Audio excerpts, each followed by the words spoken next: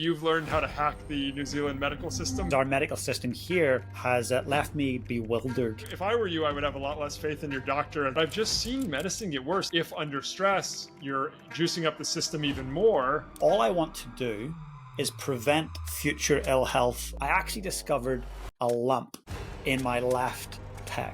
I'm dripping with sweat. Like, my shirt is soaked. My body is like, hey, you're under attack. If I don't have my health, I have none of it. It pretty much says you're dying. This is not cancerous. This is what they call... It's very rare that I have the same guest on the show more than once. I like variety and I like to bring you new voices. However, there have been a few exceptions. One of those being the Prime Minister of New Zealand, who's been on a few times. And now, today, we're re-inviting Andrew Herr back to the show. Andrew runs an incredible company called Fount. And Fount is all about optimizing health. Look, I have had some health challenges that have surprised me over the last 6 months. And with Andrew's help, he's uncovered some incredible things. No thanks to some of the challenges from the New Zealand medical system. But Andrew and I chat about that. And I know you're going to enjoy today. He shares so much that will be valuable to your health. And I promise you, we can do small things to make big differences to our health. Today's conversation is going to highlight that for you. Please sit back and enjoy the show. Andrew, a huge welcome back to Lead on Purpose. Well, hey, James, so great to be here. I'm really looking forward to this conversation. Hey, you know what? I want to just highlight for you and for the listener that you're the only the second person to ever be invited back on the show. And there's a real important reason for that. And that is that this past 12 months, I decided I want to level up in my health. My health truly is the most important factor of my life. And so I engaged with you as a client. I'm going to let everyone know there's no royalties, paybacks, commissions. This is truly, I want to shine the light for a very important reason, because shortly into working with you, I actually discovered a lump in my left pec. And it sent me into a bit of a spiral, sense of dread, that's for sure. But I just started working with you prior to that. I'm so thankful that I did, because our medical system here has left me bewildered, to be honest, in a lot of ways. So let's start with that and just what Fount is all about. I guess it'd be really helpful for the listener to go, well, why would James have reached out to Fount? So I wanted to optimize my health. What is it that you and Fount do that actually help people do that? Yeah, I really appreciate it. And you did mention that the only other person to come on twice was a prime minister. So I'm feeling a bit underdressed. Because of that. I love it. So the current medical system is totally reactive to symptoms at best, if they actually even take your symptoms seriously. But what we do at Fount is we want to help you reach whatever your goals are. And to do that, we want to understand a comprehensive picture of where you are. So, you might, if you go to your doctor and if they order blood tests, they might order like 3 or 4 things. Basically, just check if you're have the right level of electrolytes in your blood and some cholesterol, maybe a couple other things.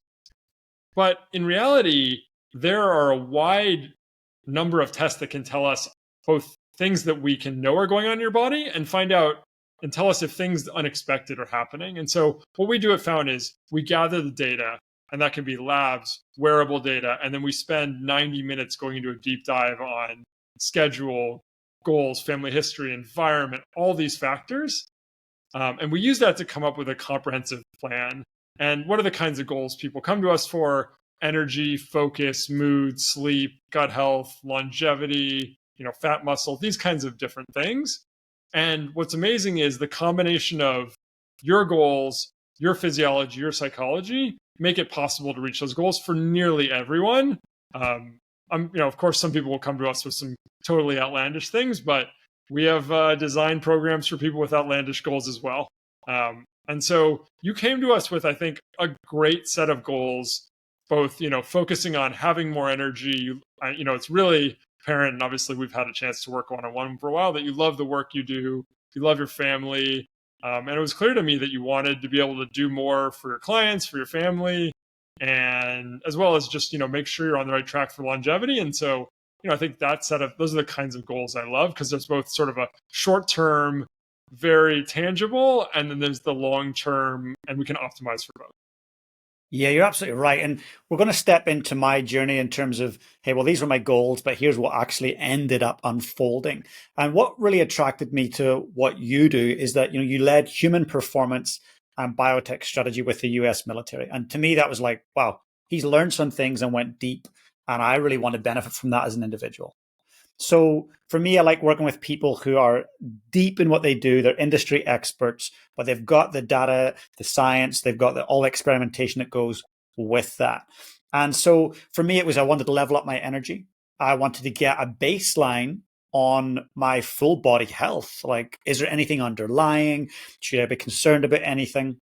And so as we embarked upon this, you said, James, first things first, I'm going to send you a lot of things and the different supplements. This like Christmas gift arrived essentially, which was phenomenal. So just let's start there with, what's in something like that and why do you send those out initially? So everything we do, we run as an experiment. Of course, using the data, both the objective and the interview data, I can predict with some level of accuracy what's likely to work, but I can't know for sure because the amount of inter-individual variability, what works for you might not work for me, might be bad for a third person. And I say that not hypothetically, I say that working with people every day and knowing that to be true. And so we think of everything as an N of one experiment. For people who are not used to that terminology, in a study, we look, N is sort of the number of people in the study. So N of 50 meant 50 people were in a clinical trial or something like that. And so we want to run an N of one experiment, meaning it's just on you. And the beauty there is, I don't really care how the average of 50 people who aren't you reacted to a supplement or a diet intervention or exercise protocol. I want to know how you react to it. And so we can design these experiments. And what I did is after the initial data collection, I designed a series of experiments and I sent you all the stuff you needed to run them. And I think it was probably like a couple dozen different types of supplements and some post-workout and pre-workout, different types of items. And that allowed us to then step into, hey, you don't have to buy every one of those things. We can send you a 14 count zip top baggie of it. And then you only need to buy it, or for people in the US, we provide all the supplements, but because you're a bit further away and FedEx charges us a few extra bucks to ship, we just sent you a ton of stuff up front. We can know the experiments and then we can help you source it when you're there in New Zealand. I loved it. That was great. And what I liked about the next step was you said, look, James, here's a list. And it was a full list of bloods that you wanted me to go and get done. So my next step was to go and see my doctor because I don't often go and get bloods done. So I went to my local, we call it GP here, general practitioner in New Zealand, and said, hey, these are a list of bloods that I want to go and get done. First question is, why? Well, I just want to get a baseline on my health. I'm trying to look at every aspect of it because I want to know that I'm doing the right things. And if I need supplementation, I'm actually supplementing with the right things. I'm working with a specialist and they want me to get this done. Yeah, well, we're not that keen to send you for those, but I'll refer you for 2 or 3 of those, which was things like cholesterol, total blood count, the basics. And I said, well, what about the rest? And he says, oh, you'll just have to figure it out at the blood bank and see how you go. So I turn up to the blood laboratory to get the test done. I say, hey, I actually need to get all this done. And they went, yep, here's a self-referral form. Now, what's interesting about that, Andrew, is I had a nurse come around and do some sampling for an insurance application I was putting in. And the nurse was doing very simple, basic blood tests. And I said, hey, I've done all of these. And she went, oh, how did you do that? I said, oh, I just self-referred. She went, James, I've been a nurse in this country for 40 years, and I never knew that you could self-refer for blood tests. Mind-blowing, right?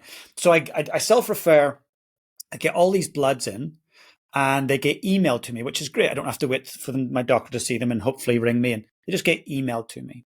So in between the results coming in and me sharing them with you, I discover a red inflamed lump just below my left nipple. I'm like, this is weird. And 2 days later, I'm flying to Fiji for a family holiday. And so I'm thinking, it's the weekend. I should go and see the after hours doctor before I go to Fiji, just to be sure. So I go and see them, and they look at it, and they're like, yep, there's definite lump. It's kind of P-shaped, P-size. Here's an antibiotic. It looks infected. Take that, go to Fiji, have fun. When you get back, go and see your GP. Okay, cool. Took the antibiotic, right enough. It started to settle down, the inflammation. Lump's still very firmly there. Then 5-6 days into Fiji, I broke a rule of mine. A rule of mine when I'm on holiday is don't check your emails. Just don't check them. Never do it. What did I do? I seen an email come up that was from the blood laboratory, and I was so excited because I knew that you and I were working together. I was like, I got to check it. So I go in and it was, yep, looking great, looking great. All the bloods were looking amazing. And then one was DHEA sulfate. It was elevated above the normal range. So sitting looking at that, I've got this lump still. I go, well, what is that? So of course, what do? Visit Dr. Google, and it pretty much says you're dying. So I reach out to you, thankfully, and said, what do we do? Here's the results.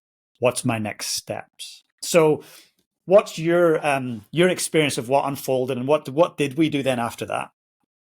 Look, I have had many clients get a result and say, like, should I be concerned? And the answer, first of all, is, and as I said to you, like, hey, great, let's look at this in context of all the other labs. And before we, everyone used to be WebMD or Google, like, it will inevitably tell you have an autoimmune disease, cancer, or neurodegenerative disease, like, because these diseases can essentially have every possible symptom. And so first things first, like, let's not get too worried. Let's investigate. And the beautiful thing here is now suddenly we have data that you wouldn't have had otherwise.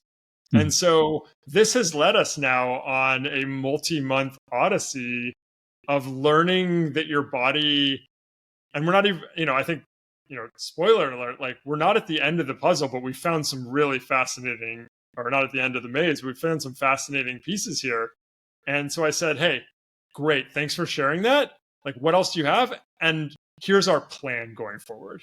But basically the plan was, here's the follow-up tests we can get.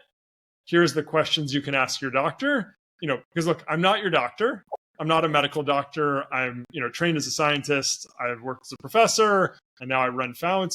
But I'm going to be your scientific advisor on this journey. And I think that's what we've done, is at every step when we've gotten more data, we've used it to help build our model of what's going on in your body, and use that to design experiments to run. And then we run those experiments, and when we need more data, we get more data. And apparently you've learned how to hack the New Zealand medical system better than the players involved. And so I think the key part was, hey, great to know. Let's develop a plan.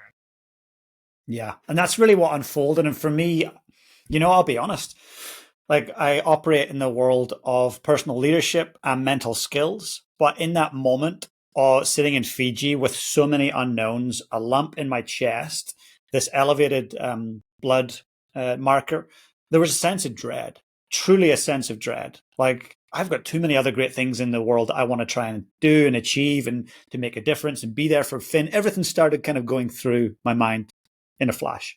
So reaching out to you. Sorry, I just want to give your audience a little context about what that marker is and why it might be concerning. And so DHEA sulfate is the precursor your body uses to make testosterone and estrogen.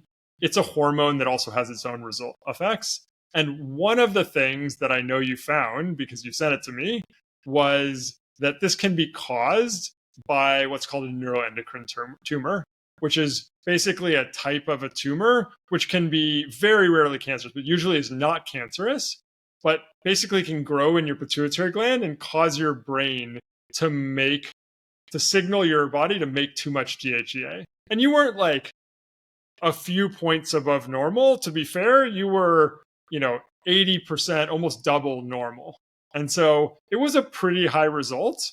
And so there's clearly something to go after, but it wasn't it's almost never time to panic, but it wasn't, the worst case scenario was not obvious here. And I think continues, I think we can say, like, we've been able to make progress to figure out what this actually is. Yeah, no, absolutely. And having you there as an advocate, as an advisor, as someone with specialist knowledge around looking at things and going, well, it could be this, let's go to this, let's go to your medical practitioner and ask for this. That was priceless. So when I got back to New Zealand, first thing I did was, well, look, I get a mole map done every year. In New Zealand, we have one of the highest skin cancer rates, melanoma rates on the planet. So I was like, you know what? There's a mole close to where that lump is. I'm going to go to there Monday morning. Within 3 minutes, the specialist was like, "Nah, you're fine. It's not that." Then a couple of hours later, I go to the doctor. So I see my doctor, say, "Hey, the lump is still there, and obviously my blood's are elevated. You've seen the results." She said, "Look, let's get an ultrasound and mammogram done to rule out anything with the lump." I said, "Okay, that sounds great." And she said, "Look, I'm not too worried about the DHEA. Like, I don't think you should worry about it. It's just get on with it. Like, I think we'll just deal with the lump, and it's not to worry." And I says, "But wouldn't it be better for us to look into, what's happening?" She's like, "Go get the test done for the mammogram and come back." Went and got the mammogram done. Very uncomfortable, I'll be honest. I have a newfound appreciation of what people go through when they get a mammogram. And they discovered there was extra tissue there. And great news on the day that they gave me was, this is not cancerous. This is what they called gynecomastia. So extra tissue down there. Literally, it was like a high five. Great news. Get on with your day. The same came back from my doctor. Move on with your life. It's all good. And I'm still question marks in my head going, but how does gynecomastia actually exist? Why is it there? What's driving it? Let's go back to our levels. So that's when I came straight back to you. I said, "Andrew, where to next?" And what was your thoughts when I came back with that? I think the other thing you mentioned to me is your doctor said, and even if you have gynecomastia, there's nothing we can do about it. I think my Yeah. first response was, that's not true. That's literally not true. So what is gynecomastia? That's when tissue in the breast area. Men have tissue there too. It's obviously less developed than most women, and that can grow a little bit in men too. And so the question is, like, why is that happening? And typically that will happen because you have a high level of estrogen. That can come from any number of sources. Typically people who are quite overweight make the fat tissue makes estrogen, and then that can cause some gynecomastia. But obviously you're slim, you're healthy, you're not overweight.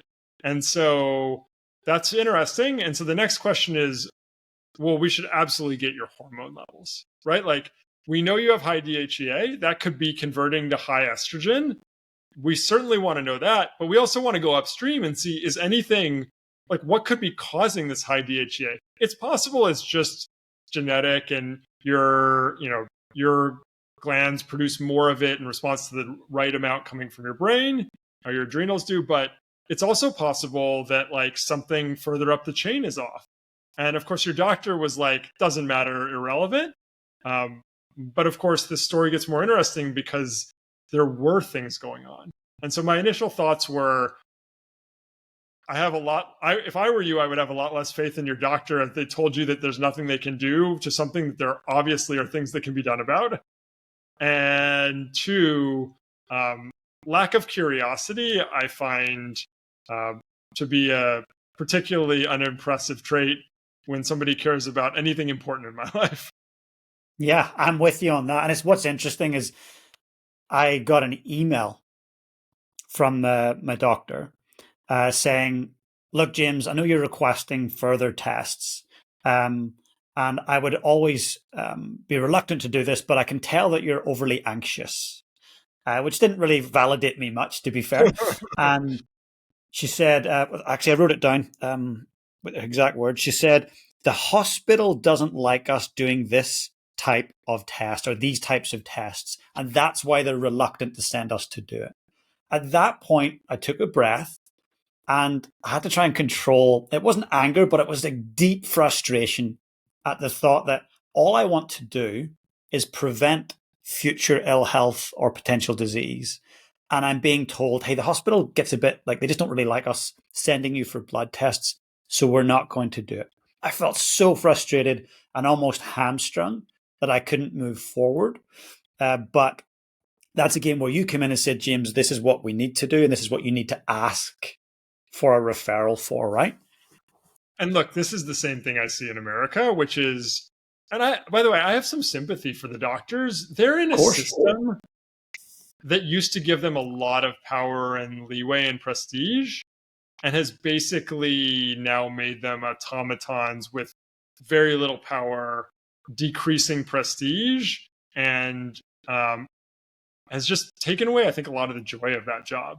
I grew up around, my dad's a doctor, so I grew up around medicine. I have a tremendous amount of respect for my dad, and I grew up and the doctors I grew up around. But I've just seen medicine get worse, and this is something doctors will tell you often, at least in the States themselves, which is like, it's not like it used to be. And so you're not the kind of person to take no for an answer if there's a better plan. And my goal was to give you a better plan. Yeah, and I'm so glad you did. And in the end, I went and seen another GP. And with what you had armed me with in terms of what we needed to investigate. And instantly, he was like, yes, yes, and 100 more yeses. This advisor is absolutely onto something. Let's go. And yeah, that's where it again got more interesting.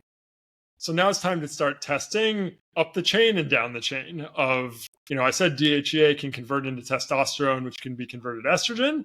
And then why is this DHEA like double the upper limit of normal?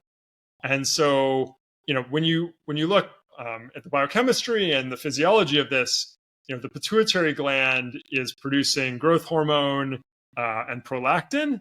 And these are, different hormones that affect a variety of things in our body, but including they signal for DHEA production. And oh, by the way, prolactin in particular, you can tell from the name, prolactin is something that helps with women who are breastfeeding, and so can influence the breast tissue. So that's suddenly quite interesting. And then obviously I want to see your testosterone and estrogen levels. And so we get this next set of labs, and lo and behold, your IGF-1, which is a kind of another marker of growth hormone. It's harder to test for growth hormone because it's released in pulses. So you look at your insulin-like growth factor, and that is way above normal, more than 2 standard deviations above normal. So you're well into the, well above the sort of 90th percentile of levels of people being tested. So something interesting is going on there. And if I'm looking down, it's because I'm looking at the actual numbers that we saw in those tests. As well, your prolactin level quite a bit above normal. So suddenly, okay, you read about these neuroendocrine tumors, like something does seem like it's going on in your pituitary because these are 2 pituitary related hormones. And then we looked downstream and found something totally surprising. Both your testosterone and estrogen levels were totally normal. Mm-hmm. And quite good, frankly. So in fact, your estrogen levels were on the lower side of normal, and which is totally what you wouldn't predict for somebody with some gynecomastia, and also tells us that something else is causing that.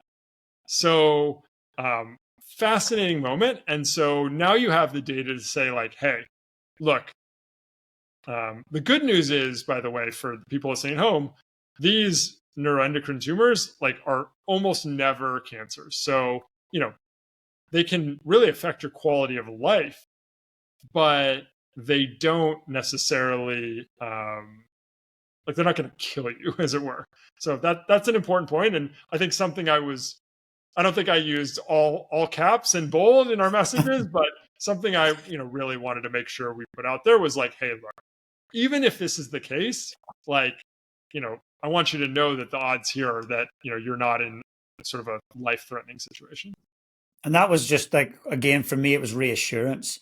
And I shared that, I had a sense of dread and panic almost in Fiji on the family holiday. But since then, with the way that you have taken me on this journey of like being investigatory, trying experiments, I'm more interested and curious. And, when I share with my close people that actually, I've got some things going on and that there's a possibility it might be this, a prolactinoma potentially, they're like, oh, and they're full of dread. I was like, no, it's all good. Like we're just going to do one step at a time. And you even mentioned there's different ways that if it was that, we could actually deal with it through medication rather than potential surgery. Yeah, I pulled a bunch of studies, clinical trials looking at this, and there's a bunch of medications that can often solve this. And in fact, some of them cause it to go away. So you don't even have to take them forever. And I think what was beautiful for me to watch was you taking control, feeling control, I should say, taking control and feeling control seemed to cause the level of concern from these objective numbers. Because in a sense, you ought to be almost more concerned when we get like sort of confirmatory evidence that this is going on. But you were less concerned because we knew we had a plan. You knew what was, and we knew where to go next. Yeah. And that was what I wanted. I just wanted to feel like I was in the driving seat with my health, but it was like the way the system is set up. And again, this is no slight on doctors. I take my hats off. I've got friends who are doctors. They have to work in 15-minute increments. It's hard work. It's full on. They are generalists, not specialists. I get it. But what I felt was like, hey, you're not entitled to all the information that you want about your body.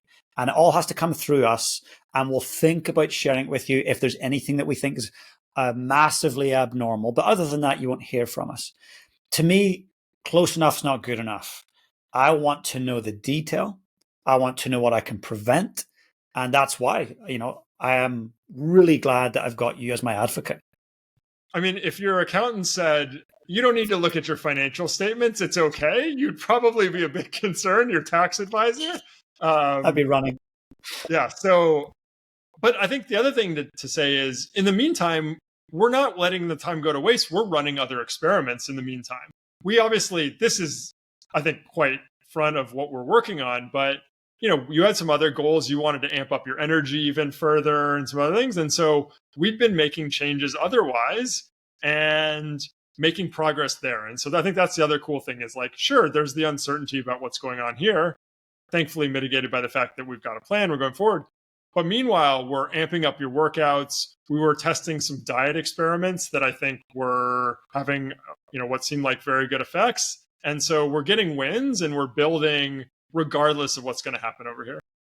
And again, that's liberating because it took me off this focus of negative, worst case scenario catastrophe to, hey, we're doing the work to figure out what's going on. But in the meantime, I can actually improve my cardiovascular health. I can start to develop more muscle and develop better protein. I can eat better. I can sample whether caffeine works for my system or not. Like we've done lots of experiments and I've made big changes. Even this ring on my finger here, for those that are watching, not listening, is the Aura ring. That was something that I hadn't got before I started working with you. And you were like, James, a big factor in what you're trying to achieve is actually your quality and depth of sleep. And this Aura ring obviously gives a lot of data. So could we chat about that for a second before we go back to just chatting about where we're headed? But the Aura ring, what's it for? Why might people enjoy getting one of these?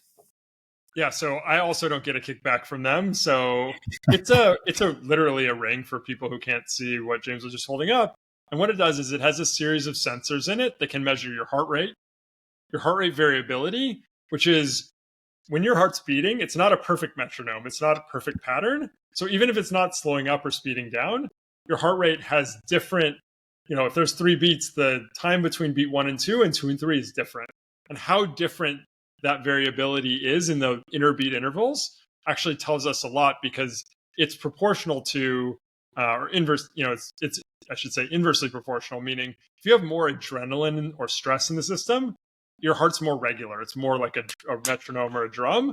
And so, we can start to say, hey, how recovered is your body? How much stress is there in the system? As well as it's going to start to use movement data and all the other sensors in there to try to tell us, how long did you sleep? How much of that was deep sleep? How much of that was deep NREM sleep versus REM sleep? Rapid eye movement versus non-rapid eye movement, different stages of sleep. And we can use that to then measure or get a sense of your sleep quality and potentially if sleep is playing a role or isn't playing a role in hitting or not hitting your goals. And so I think, And the thing we know, people often ask me, how accurate are these sensors? And the answer is, it depends how you use them.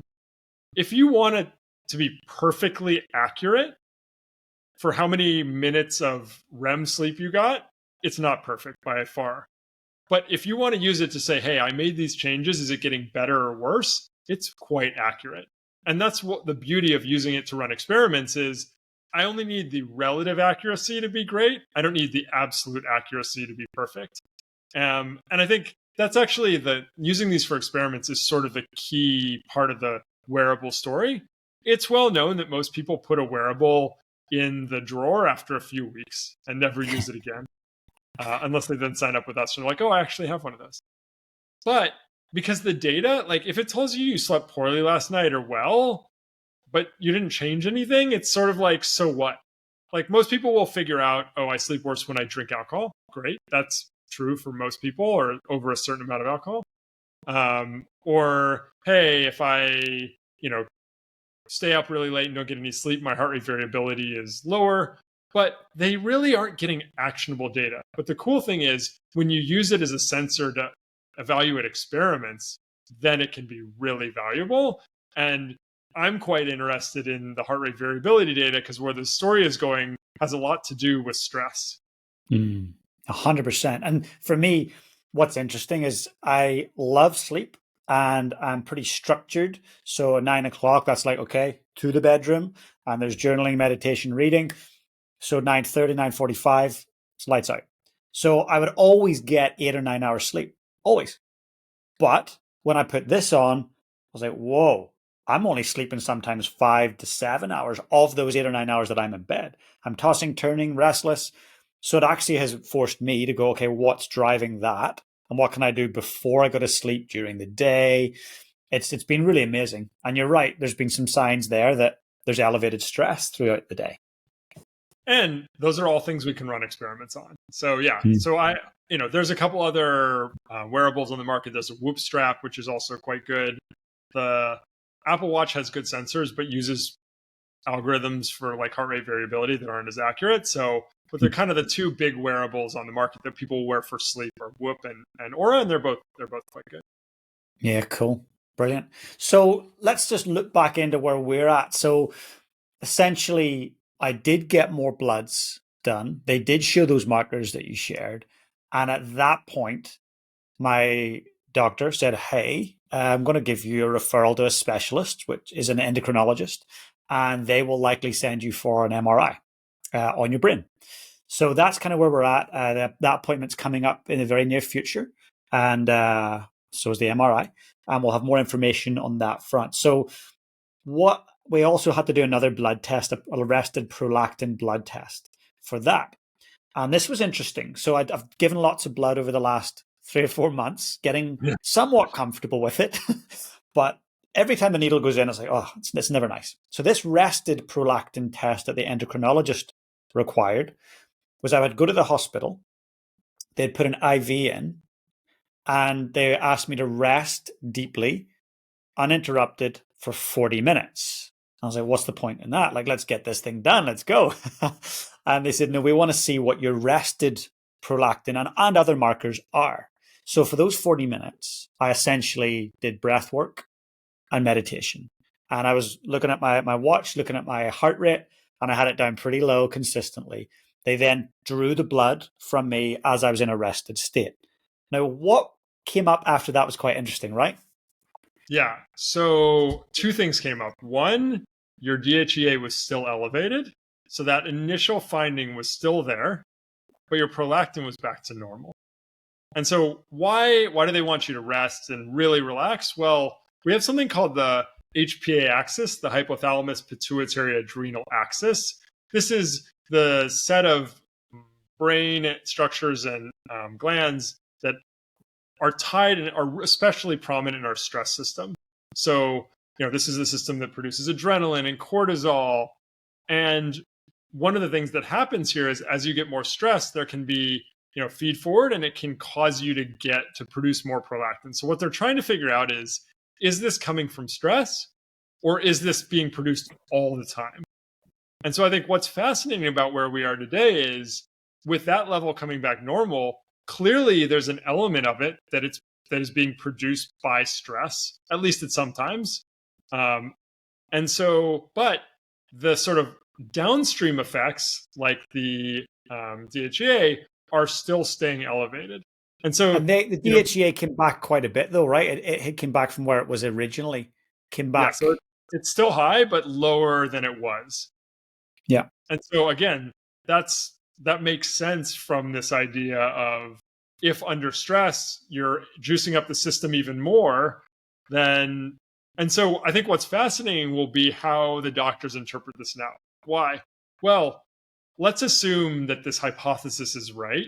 And everything we do is based on experiments and hypotheses and that we can test. And so if the hypothesis is right, that your body is very sensitive to producing prolactin under stress, and therefore DHEA and these other factors, then the question is like, is that still something abnormal? Because I think there might be a case where the endocrinologist says, well, it's normal, then it's just stress. But my question is, yeah, but I'll bet you my prolactin isn't high under stress. Or the first time you went in, you were probably a little bit stressed about the blood test, but you wasn't like you had like, a massive house fire, it wasn't that the world was going crazy. So my question is like, why does James's body produce a lot of this under stress? And is it just a stress sensitive neuroendocrine tumor? Is there no neuroendocrine tumor and your pituitary gland is just very sensitive to effects of stress hormones? And we do have a little bit of data, which is to say, you're a calm guy, extremely successful business, keynote speaker, but we do know that you seem to have a little bit of an exaggerated stress response physiologically, even if not psychologically. And I hope you don't mind me sharing with your audience that Not at all. you notice that you'll sweat more than most people when you're not feeling that stressed, but your body has this response. And so I think what's fascinating from my standpoint is you have a physiological response to stress, even when it's not totally psychogenic. And so that's a really interesting thing. And so then, of course, in the meantime, because unfortunately there's quite a delay to see these specialists, we've run some experiments. And what's interesting, before we jump into those experiments, you're so right. Like if I think of keynote speaking, I actually love it. Like I just feel so connected with people when I'm delivering a keynote. When I'm on stage, I'm fully in the moment, fully present, having fun. I get off stage and literally I'd be like, I'm dripping with sweat. Like my shirt is soaked. I go through shirts like you wouldn't believe. And I just thought that must be what it must be to be a keynote speaker. You just get sweaty. But actually, I notice it more and more in different situations where I'm maybe speaking to an audience or there's a little bit more expectation. I don't mentally feel any pressure at all. I'm in performance mode, but my body is like, hey, you're under attack. Let's stress and sweat, right? Yeah, it's fascinating. And I think that it to me is a signal that there is an exaggerated physiological response. So I believe my guess here is you have either, for some reason, let's put it this way, for some reason, your pituitary is very responsive to stress. And maybe it's because you do have something like a prolactinoma, or maybe something else is going on, and we'll go even deeper. And the part of this that I love the most, working with somebody like you, is like, I want to get to the bottom of this. And I know you do too. And so I know we'll get to the bottom of this. And it'll either happen through testing and evaluation, or it'll happen through experimentation and the data we collect there, or probably both. Yeah. And what's interesting, since we started doing that, things have set over the last, say, 4 or 5 weeks. I haven't had any lumps in around my chest, underneath my arms, where I was getting also tenderness in the armpit from the same kind of gynecomastia. It's all disappeared in terms of those symptoms aren't there, which is great. However, we ran an experiment recently. And what was that experiment?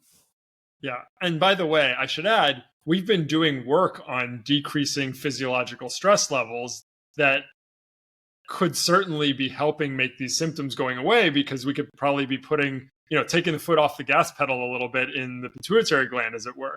So we've been working on doing everything we can to support from that angle. And I think it seems to be working somewhat. But one of the things is one of the treatments for prolactinoma is dopamine agonist drugs, these drugs that activate dopamine pathways. And so one of the supplements that we will use for clients, especially for focus, is the amino acid L-tyrosine, which is a precursor that your body uses to make dopamine. And so, one focus is one of the goals that almost all of our clients want. And so it felt like a very interesting experiment to run. Hey, let's see what happens with your focus on this. And let's also just see if anything else happens. And what were the results? Yeah, so two key things. I started taking L-tyrosine and very quickly, within 24 hours of the first tablet, I was deeply tired, like very deeply tired. And secondly, I started to experience the tenderness in around my pec again, like and in under my arm, almost instant. Well, not instantly, but within 12 to 18 hours, I was feeling that. I was like, oh, I haven't had that in a long time. Why is that? Oh yeah, I had that tablet. I wonder, is it connected? And that's when I came back to you. I did it for the second day as well. Same thing, deeply tired, and the sensitivity that had returned. So that's when I came back in. So that was the end of that experiment. And the beauty is, so normally you'd think if you're increasing dopamine, it should, if there is even an issue in your brain, it should help. Mm. But if we understand the physiology of dopamine and tyrosine, we know also that your body produces adrenaline and noradrenaline out of dopamine. And so what, in my sense, the most likely explanation here was, oh, this jacked up your endogenous stress hormone system. Your body was gobbling it up, the dopamine, to make adrenaline. That can make some people, it'll amp them up, or if they're already kind of amped up, it can make them more tired. So that can absolutely be the case. And then lo and behold, if you're sensitive, if your kind of HPA axis, if your hypothalamus pituitary adrenal axis is sensitive to stress, to producing prolactin, and more DHEA, lo and behold, like that at least is a pretty clear explanation. Now, we don't know for sure that it's true, but I always say if I were a betting man, and I run a company, so I am, that's what I'd bet on is happening. So now we have just more and more data suggesting that you have this really sensitive stress system, and it has these unexpected effects. And so now we have even more data to help us think about the future. And that's, again, I'm excited about that. And I know there's still unknowns for me in my health journey. And for the person that's watching and listening right now, like just knowing about your body, knowing what's going on inside, it's incredibly liberating and empowering to go, ooh, I can actually manipulate things within my body through, exercise, diet, meditation, supplementation, but there could actually be something underlying there that if I get in there early enough, I can stop it before it gets worse. And I mean, I've been tested for everything under the sun. And it's been great because now I've got a clean bill of health, regardless of this tiny little thing that we're dealing with, which I'm confident in the next couple of months, I'll have to get you back on the show when we figure out what it all is. But we're getting there, right? Yeah. And I think that's the beautiful thing. Sometimes doctors are like, why do you order all those things? They're all going to come back normal. And my answer is, you're right. Almost all of these are going to come back normal. But when they don't, it's incredibly valuable and often can just blow a case wide open for a client who has a goal that is like, for whatever reason, they can't hit. And that's an amazing way to use data, because then we can also use experiments to make sure, hey, maybe it turns out they were low in this thing and it seems to be causing, but then you give more of it, it doesn't work. Okay. It just gives us the hypotheses, and that, I think you said earlier, like it gives us the control to make decisions and figure out what our right next move is. That's the whole point here, is running these experiments, figure out what's right for you, and use that to reach your own goals. And, some people in this biohacking world, you have to do this and you have to do that and you have to do the other thing. Like, no, you have to do whatever fits your own goals. And maybe your goals are, for some people, are growing their company 1,000x, and some people, their goals are relaxing more and spending more time with their family. And it's not my job to tell you what your goals should be, but it is my job to help you get there. Yeah, and you're definitely doing that. And I've made a decision that I want to continue when I reach my health goals with you. I want to set new ones, and I don't want to just get complacent, because I see that in business and I see that with clients often. Is they set a big goal, they reach it, and then they just go back to doing what they did before. And it's like, well, actually, no, we got to keep growing. So I want to keep being open-minded around what's going on with my body, but also growing, because if I'm not growing, I'm decaying. So it's like, I want to be growing in all areas. Yeah, I mean, I'll share. I turned 40 this past year, and so I'm 40, and I've decided that this year I will set personal records in nearly every category. I love it. Tell me what kind of categories are we talking? So I have goals across weightlifting, running, and some business goals as well. I love it. That's amazing. And happy 40th. You're looking great for 40, I'll tell you that. I mean, I better, right? Like, what's the old joke? You don't want to eat from a thin chef? Well, you probably don't know if you want to work with me if I were terribly out of shape. But also, like, look, I run a startup. It's been 5 pretty grueling years. Even though I love it, it's still, incredibly high stress. And so I have to make my environment and decisions easy. And so, look, I'm fairly knowledgeable about a lot of this performance stuff, but I work with a physical therapist and trainer twice a week, because honestly, the physical stuff, I know enough to be dangerous. I know enough to manage a fair number of points in my life and for clients. But on the very technical balance, stability, injury recovery, even I'll outsource that. And so I think, almost all of us in our lives have, whether it's an accountant, a lawyer, like we all hire experts. And I think we're, moving towards a world where, look, and I understand that this is not stuff everyone can afford. And I don't mean to look down on people who can't afford it in the least, but for people who can, it seems kind of crazy that they're not, and I think more people are, which is the point, but like, why wouldn't you want an expert to help you with your health? If you hire a lawyer, you probably want one for your body as well. And even for people who don't feel comfortable spending money and taking care of themselves. And by the way, Jeff, that's a big deal for a lot of people, is they don't feel emotionally maybe like they're worth it or like they should. Just think about the benefits for your business or whatever you're working on. And that's why I love this work. I get to work with people. I mean, I spend most of my day developing products and selling products that we've discovered based on all these N-of-1 experiments. But I just love being able to work with people, and especially people like you that are so motivated and so sort of engaged and up for it. Yeah, and I understand what you're talking about around, like, I look at high performance in a life and in a business sense. High performance to me is being able to perform above the standard norms consistently over the long term.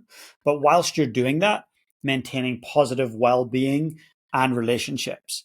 And so when it came to, it was a year and a half or maybe longer ago that you and I chatted on the show for the first time.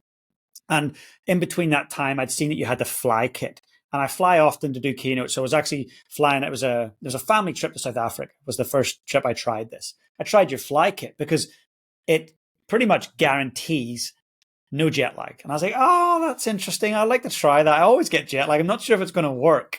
But I followed it to the T and quite enjoyed it. The program, the protocol to get to South Africa. Got to South Africa. Bang. I was away laughing. No jet lag. And me and my partner were chatting like, oh, well, let's just see what it's like on the way home. It's always more difficult when you're going home. You're maybe not as excited. And came back to New Zealand. it's several thousand miles. And again, hit the ground running. And I know what jet lag is all about. I've had it many times. So that was phenomenal. So it got me thinking, I should go back here and just see what Andrew's doing and what other things he's doing. That was an interesting experiment. I've shared it with some of my elite professional athletes who travel a lot. They've used it successfully.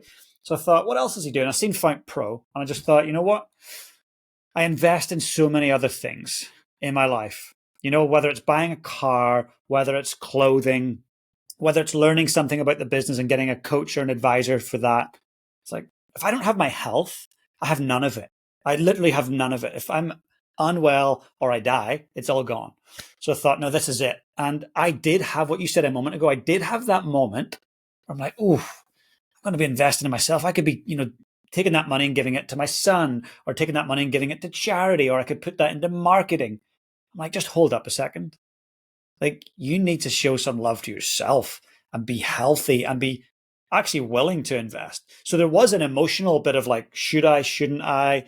But then I was all in. I was like, no, if I want to be the best dad I can be, best partner I can be, the best business owner, best coach, best speaker, whatever it might be, I actually have got to be the best version of myself physically and at a chemical and biological level. So it was a no-brainer, Andrew.